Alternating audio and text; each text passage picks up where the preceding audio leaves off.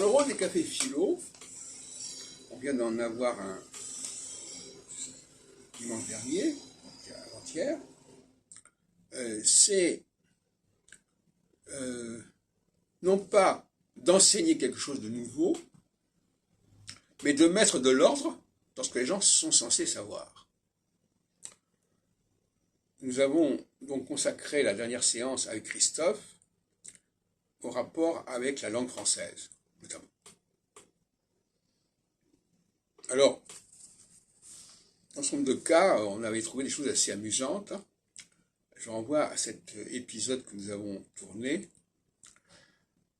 Épisode, encore un mot qui correspond à, qui commence par épi. À savoir que, pourquoi est-ce qu'on dit les bonnes vacances, les belles vacances? Pourquoi le ES de les se prononce et les belles ES se prononcent, non pas de et, ni vacances? Alors je lui ai demandé, alors on lui répond, bah, je sais pas, c'est comme ça, on ne sait pas. C'est une habitude. En réalité, quand on connaît l'italien, on s'aperçoit que l'italien procède ainsi, mais la différence entre l'italien et le français, c'est que le français a gardé l'orthographe d'origine, et l'italien a adapté l'orthographe à l'oralité. Ce qu'il faut, c'est un peu les pistes. Alors que l'espagnol, lui, il a gardé les origines, avec le S qui prononce lourdement, amigos, etc. Comme l'anglais qui a gardé le S aussi,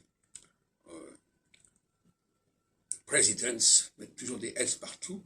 Et le français, lui, il ne prononce pas les S, mais il le fait de manière un peu bizarre, dont j'ai parlé par ailleurs, je ne vais pas trop développer. Mais la conclusion, c'est qu'on devrait dire les belles vacancées. Puisque nous, on a la règle que lorsqu'un E se trouve devant une consonne, ça devient un E, et la consonne ne s'entend pas. Mais il faut qu'il y ait un E. Alors les Italiens, eux, automatiquement, le E, il se prononce E. Il n'y a pas de E. Il n'y a pas de E muet non plus chez eux. Donc il faut prendre exemple sur l'italien. Le problème, c'est que le français a choisi une autre voie, à savoir que, par ignorance, par méconnaissance de sa propre logique interne, il ne prononce pas, il ne prononce jamais le S final. Qu'il y ait un E devant ou pas un E devant. Par exemple, je dis les solutions, eh bien, les, bon, ça se prononce et, mais solutions, il n'y a pas de et on va quand même dire solution, on ne va pas dire solutions.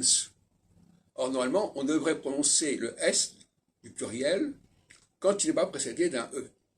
Donc, on va dire les solutions. Les solutions. Bon.